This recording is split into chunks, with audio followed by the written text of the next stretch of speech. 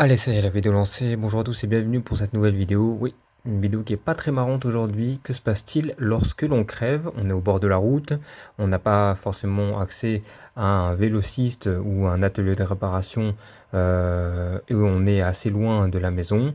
Vous rentrez du travail ou vous êtes en balade, etc. Moi, c'est ce qui s'est passé. Je partais en balade, je sors le vélo du garage, j'ai pas tous les outils avec moi, j'ai juste un kit et j'allais tourner la vidéo en fait des 1200 km. J'avais besoin de partir assez rapidement. Donc là ce que je vais faire c'est que je vais retourner le vélo, je sors la chambre à air ainsi que le pneu voilà sur le côté au niveau du disque et pas au niveau de la cassette pour pas que la chambre à air se prenne dans la cassette.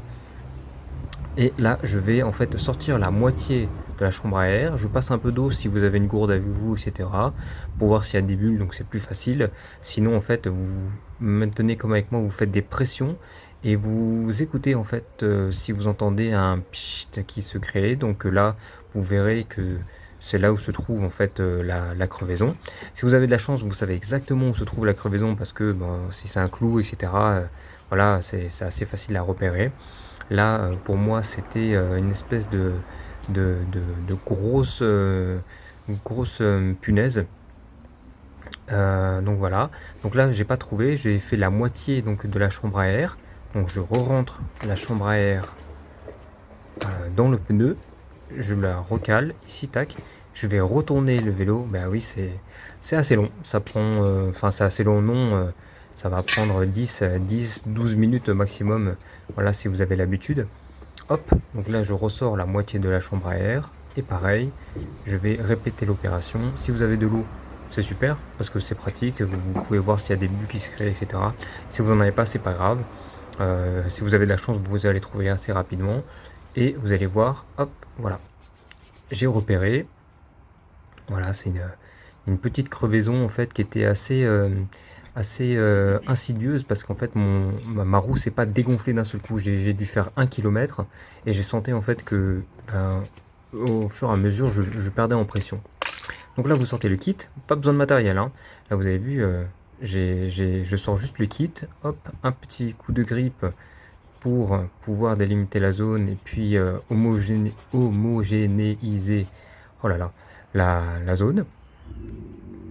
Voilà, pas besoin de sortir beaucoup de matériel, hein, juste le kit de réparation. Hop, la jante est bien restée donc dans la roue, j'ai pas besoin de refaire l'alignement par rapport au frein à disque, etc. Donc ça c'est un avantage. Je vais mettre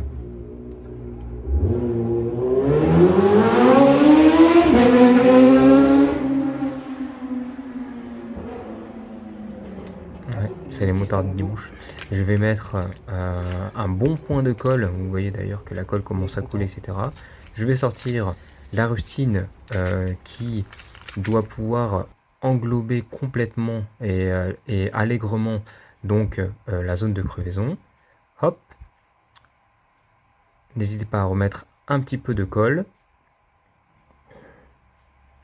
Et ensuite, je vais maintenir une pression. Donc je vais bien appuyer et maintenir une pression pendant quelques secondes.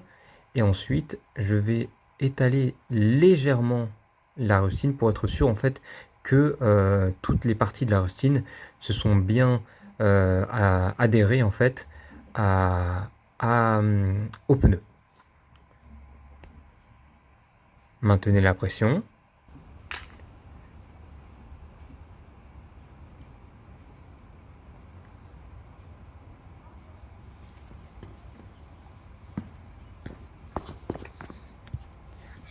Voilà, un bon travail effectué. Ça m'a pris moins de 10 minutes et ensuite le temps de tout remettre. Vous remettez la jante correctement, le pneu dans la jante, pardon, correctement.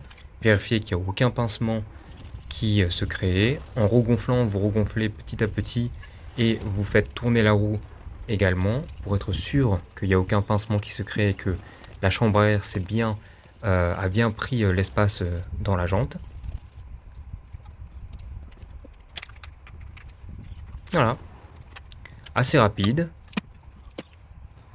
Voilà ce que j'ai fait en 12 minutes. Vous le verrez en 5 minutes. Faites tourner la roue pour être sûr que vous avez bien tout remis. On remet le vélo à l'endroit et on est parti pour la balade. Et du coup, la suite de la vidéo, c'était la vidéo des 1200 km.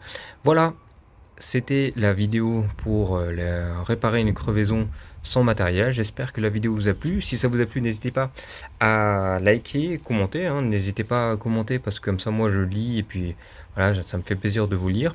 On est une petite communauté, donc du coup, j'arrive à voir tous les commentaires. Sur ce, je vous souhaite de très bonnes balades. Prenez soin de vous et puis toujours levé.